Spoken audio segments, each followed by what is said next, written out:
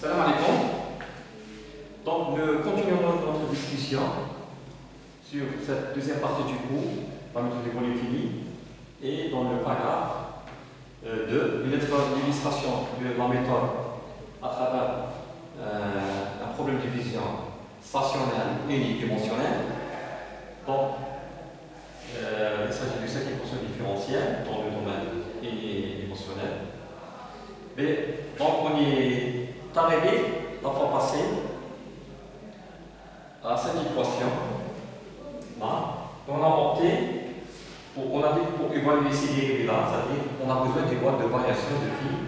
Et la loi que nous a arrangée, c'est-à-dire qui respecte la consistance de flux, c'est-à-dire aux faces communes de ces volumes finis, et cette variation linéaire à travers les nœuds, c'est-à-dire de calcul de ces volumes finis.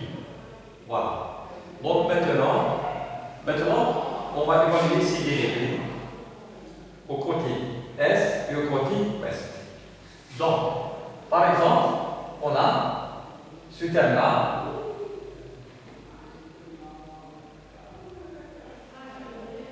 Alors, gamma A divisé sur dx au côté est. C'est-à-dire dans la face est du volume de contrôle. Notre volume de contrôle. Donc, elle est égale, puisque c'est une variation linéaire, donc elle est égale à gamma E à E. L'indice petit e, c'est les valeurs de gamma et A à la face est de ce volume de contrôle. Donc c'est phi E moins phi P sur cette distance-là qu'on a appelée entre le nœud est et le nœud considéré P, on a noté par delta x. Donc c'est delta x. C'est une différence centrée pour évaluer cette première dérivée. La même chose pour le deuxième terme. Donc, gamma défi sur dx évalué au côté ouest du volume de contrôle, donc égale la valeur de gamma à la face, cette fois-ci W, petit W, c'est A.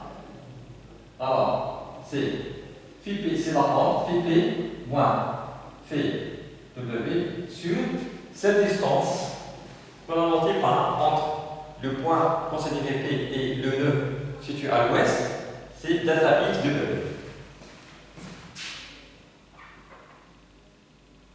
Voilà. Donc, reportant ces expressions dans l'équation, donc on obtient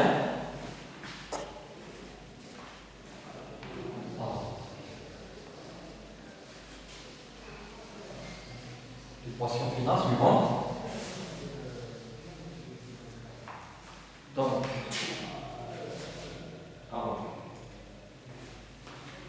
gamma E à E, alors phi E moins phi P, delta x E, moins gamma W à W phi P moins phi W, delta x W, plus S à delta x égale 0. Donc maintenant réarrangeons. Donc on va mettre phi P en facteur, idem pour phi E et phi W.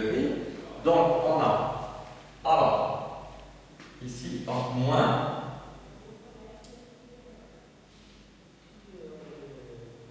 gamma E en E sur delta x E. Moi aussi c'est moi. Voilà. Donc plus gamma W A W sur delta x W phi P en facteur. Voilà. Plus alors phi E c'est gamma E, AE sur delta XE, et E, moi avec moi c'est plus, donc c'est plus gamma WA, W, il fait pas delta W, fait W, plus FA delta X égale 0. Voilà, donc ce système peut être écrit de la façon suivante. Donc, on peut l'écrire sous la forme générique suivante, la notation AP, phi P égale AE, phi E, plus AW fait W plus P. Où on voit que AE égale gamma E AE sur delta XE, phi W, pardon, AW égale gamma W AW sur delta XW. AE c'est, on remarque que AE c'est, pardon, AP, on remarque que AP c'est quoi? C'est AE plus AW. Donc c'est AE plus AW. Et B est égal à S fois A delta S. Donc on est abouti enfin à l'équation algébrique pour chaque volume fini. D'accord? Donc pour tous les volumes finis, un volume fini, on a une équation algébrique de ce type-là. Et on obtient ainsi le système d'équations à résoudre. Voilà. Donc, très bien. Donc, on va maintenant refaire cette image avec un exemple d'application. Donc, on va prendre un exemple. Un exemple numérique.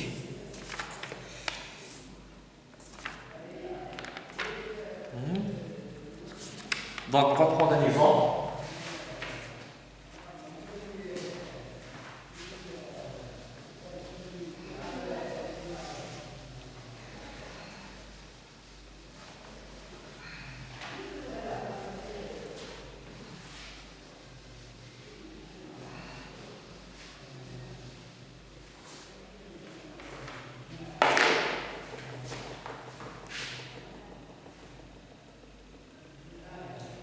Exemple. Application.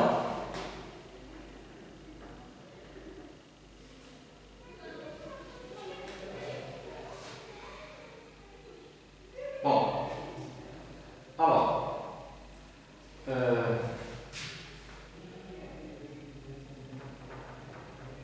C'est une division ND stationnaire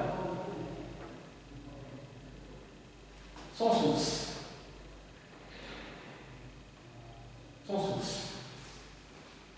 Pour cet exemple, on va prendre l'exemple d'un transfert de la conduction de la chaleur dans une tige sans considérer de source. Donc, l'équation suivante.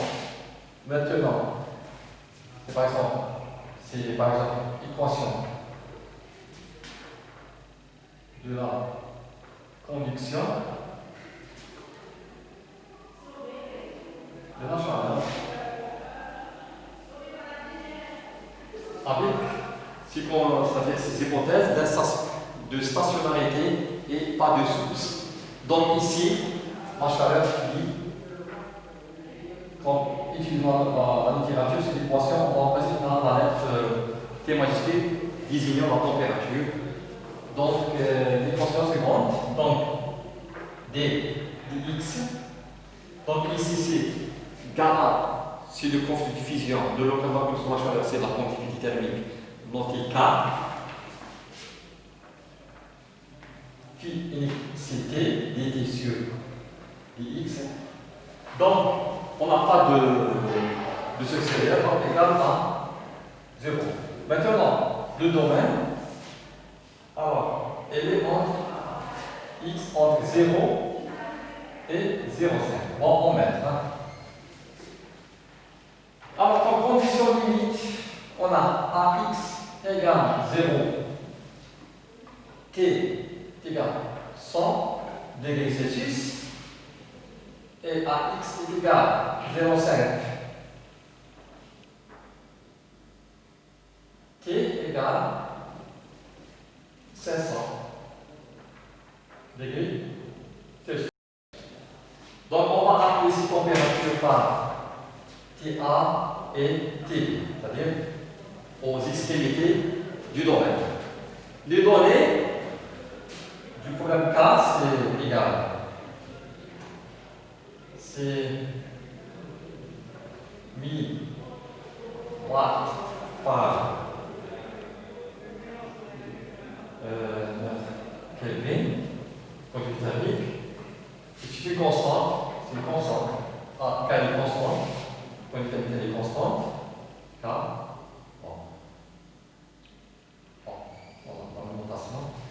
et A égale 10 moins 2 mètres au carré, c'est l'aire de la section de la tige.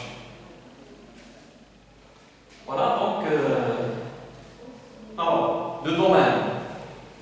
Voilà notre domaine, le calcul du domaine, c'est un segment. Alors, x égale 0 à x égale 0,5. Donc, la première étape, si vous voulez, la délimitation du domaine, donc c'est le maillage.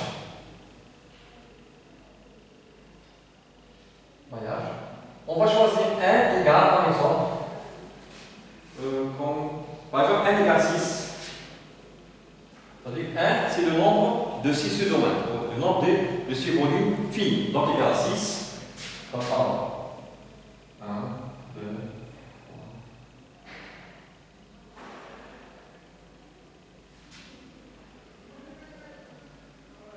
3. Donc c'est 1, 2, 3, 4, 5, 6. Donc 1, 2, 3, 4, 5, 6, c'est le nombre de volumes finis. Donc l'unité de calcul, on va opter par la première approche, c'est-à-dire cell-centered approche, c'est-à-dire qu'on va définir notre nœud de calcul au milieu de chaque volume fini. Donc voilà le nœud de calcul. Donc on a 1, 2, 3, 4, 5, 6 nœuds. Bien sûr, on a 6 nœuds là. On va rouler interposer des conditions limites. Dans ce cas, c'est des conditions de type diélectrique. La température, elle est prescrite aux extrémités de notre domaine. Donc, n est égal à 6, c'est le nombre de volumes qu'on a choisi, le volume fini. Donc, à partir de 1, on peut calculer delta x, c'est la largeur delta x de chaque volume fini. Ici, c'est un maillage uniforme, c'est-à-dire delta x est constant, la même largeur pour chaque volume fini, donc égal à quoi? Donc est égal. Bien sûr, c'est la longueur de notre domaine, la longueur est ici, donc c'est le nombre de 6 subdivisions. Donc ici, c'est 6. Voilà. Sur n. Donc n, ici, c'est le nombre de volumes. Hein. Donc n, donc c'est 0,5 sur, sur 6.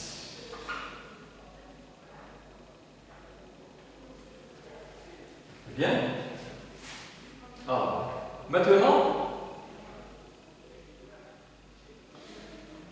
deuxième étape, c'est-à-dire, la deuxième, c'est-à-dire, on va faire cette intégration, bien sûr, on va utiliser le résultat final, c'est-à-dire qu'on va appliquer, c'est-à-dire cette équation algébrique pour chaque volume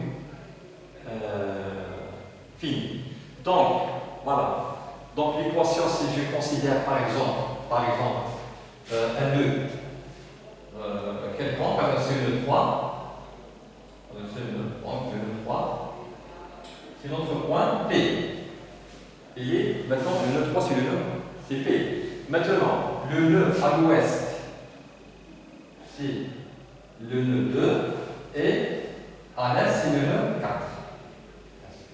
Et voilà les facettes de ce volume. Ça, c'est data x. Et cette distance, c'est data x2. Et cette distance, c'est data x2.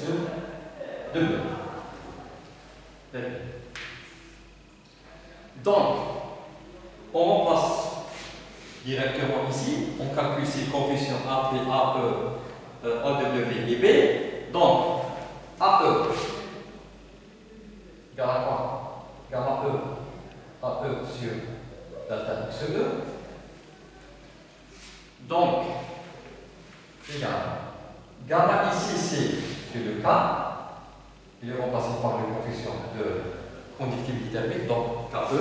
Et comme K, dans cet exemple, est constant, donc KE, KW, etc., il est constant. Donc K, la conductivité thermique, elle est constante pour tout le domaine considéré. Donc KE, c'est en fait 6000, 10 puissance 3, AE, 10 puissance moins 2, sur delta XE. Là, c'est puisqu'il s'agit d'un maillage uniforme, donc delta XE est égal à delta X. C'est cette valeur. Alors, 0,5 par 6. Donc 0,5 par 6, c'est à peu près 0,0.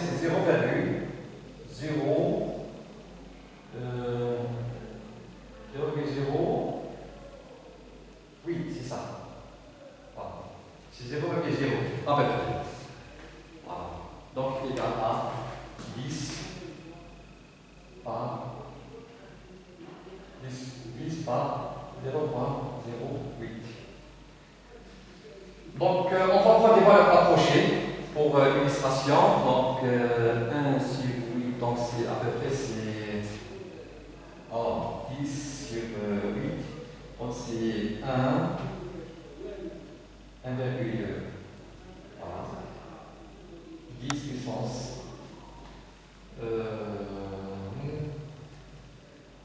3, 10 puissance 2. Voilà. Donc, ils sont 2. Voilà. Donc, ça fait à peu près 120. À peu près 120. Voilà. Donc, AW égale KW AW sur delta W. Donc, K est constant, donc c'est 10 puissance 3. A constante aussi, donc 10 puissance moins 2. Et delta X W est égal à delta XE est égal à delta X, c'est un maillage uniforme, c'est-à-dire que le point est constant. Donc, on trouve la même valeur après 1 de 10 puissance 2. Et AP, c'est quoi? C'est AE plus AW. Donc, alors 2,4 10 puissance 2. Donc, à peu près 120 et 240. Très bien. Ici, B égale à 0. B est égal à 0 parce que il n'y a pas de source dans cet exemple. Très bien. Alors,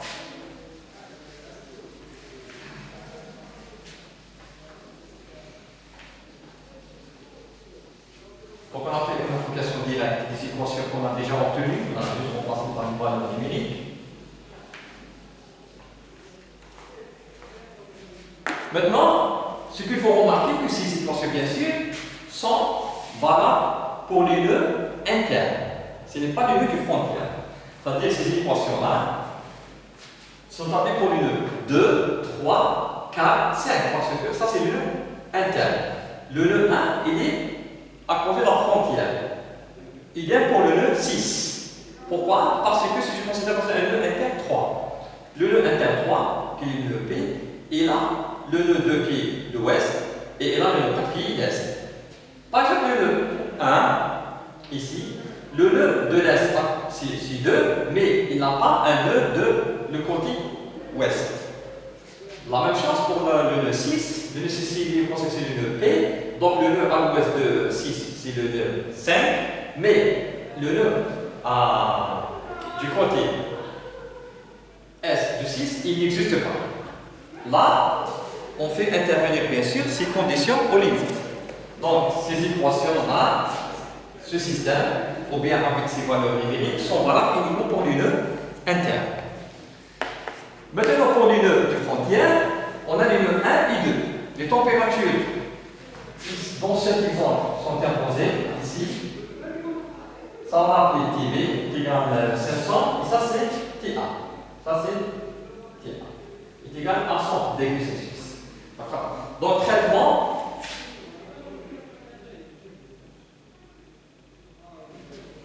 du nœud proche des frontières. On a les deux nœuds. Alors, le nœud 1, le nœud 1. Donc maintenant, c'est le nœud 1, ça dit, voilà, le nœud 1, c'est le P c'est le 1, ici c'est Est, c'est le nœud, dans ce cas c'est le 2, mais W, le nœud W n'existe pas. Le nœud W n'existe pas. D'accord? On a ici, OTA est imposé. Voilà la facette OTA. Donc, voilà, ça c'est la facette ouest du nœud 1, d'accord? Le nœud de l'ouest n'existe pas. Voilà. Donc, on va juste maintenant modifier les équations valables pour le interne à ces conditions, pour ces conditions du nœud de la frontière. Donc, on va revenir à notre équation de départ, c'est-à-dire avant cette équation, c'est-à-dire l'équation qu'on a obtenue avant de faire ces réarrangements. Bon, le coup. Donc, l'équation était écrite comme ça, c'est l'équation générale. On a trouvé, alors, gamma E, AE, alors, puis E moins PP sur delta XE moins gamma WAW, alors, phi P moins phi W sur delta X W plus SA delta X égale 0. Phi ici c'est la température. Maintenant, pour le nœud P qui est 1, on voit que le nœud 1, on n'a pas W. On n'a pas W. C'est-à-dire, si on remplace par la nomenclature, c'est-à-dire le liaison présent, c'est-à-dire phi c'est la température, et gamma c'est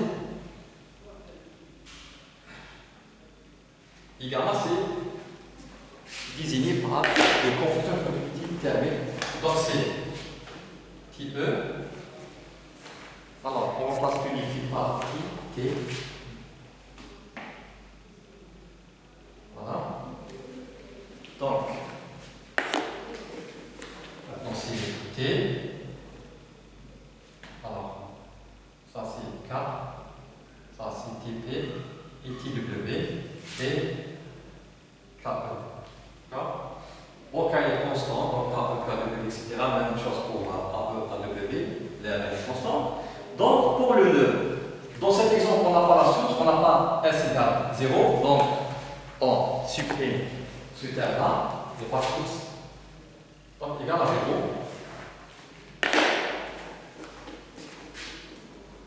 Donc, notre phi maintenant, c'est le point considéré ici, le nœud 1. Donc, alors, ici, maintenant, E, dans cet exemple, c'est le nœud 2. C'est 2. Alors,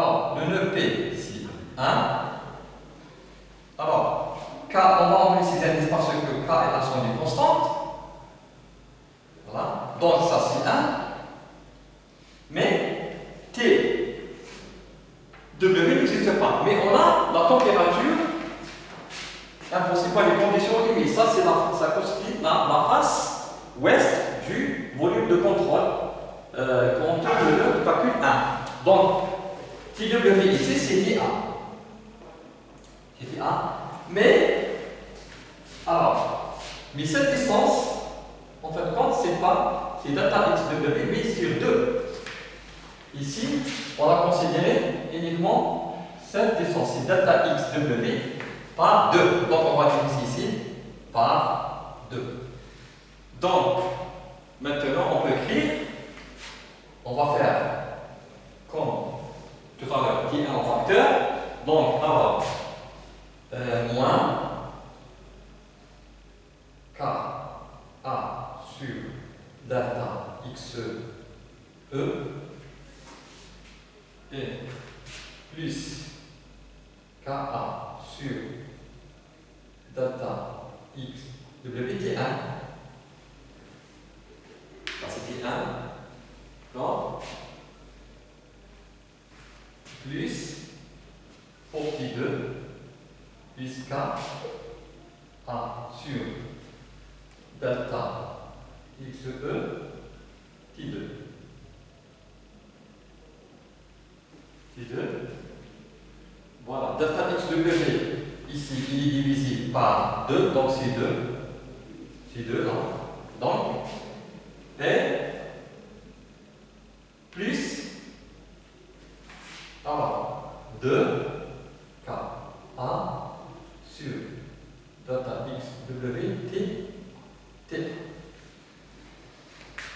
Donc, ça, c'est l'équation pour le nœud 1. Donc, quand on va l'écrire comme ça, donc, alors, le 1 c'est K A delta X plus 2 K A sur delta X W T1 donc égal à K A sur delta XE plus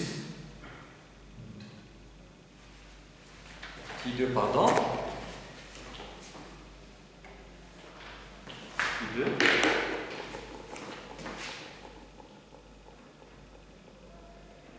plus 2 KA sur delta XW 3T.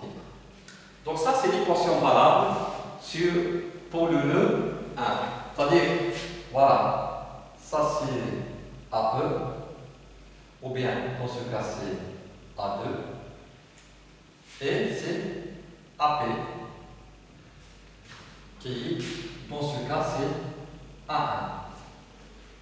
Voilà, ça c'est l'équation. Voilà, donc on a les valeurs numériques. Donc, on a les valeurs numériques de K, etc., delta X, etc., et A, et on peut remplacer pour l'écriture finale avec ces valeurs numériques. Ça, c'est le nœud 1. Maintenant, le nœud 2. Pardon, le nœud 6. Le nœud 6. Le nœud 6. Le nœud 6, il est à côté des frontières. Donc, P, c'est 6. Donc, le nœud P, c'est 6. On remarque que le nœud 6 est là, sur voisin de l'ouest, qui, dans ce cas, c'est le nœud 5. Ça, c'est les facettes du volume. Mais le nœud est n'existe pas pour le nœud 6. Donc, ça, c'est le côté est et le côté ouest du volume de contrôle. Donc, si le même traitement, on va considérer l'équation de base, c'est la même chose ce qu'on a fait pour le nœud 1. On trouve, c'est-à-dire on va considérer cette équation, on va juste modifier les indices. Maintenant, on avait ici TE moins TW. Alors, ici, TE moins TP. Dans ce cas, TE n'existe pas. TP c'est D6. Ça c'est D6. Hein? C'est D6. C'est-à-dire TE moins TP. Si E n'existe pas, on va remplacer par TB, qui se situe ici. Mais à mi-distance, c'est delta x sur 2. Maintenant, moins KA, maintenant c'est TP, c'est ici, c'est moins le nœud à l'ouest, c'est 5 sur delta x W. On a cette division par 2. Donc, ce qu'on fait, c'est la même chose. Maintenant, c'est ici. C'est ici. Voilà. Donc,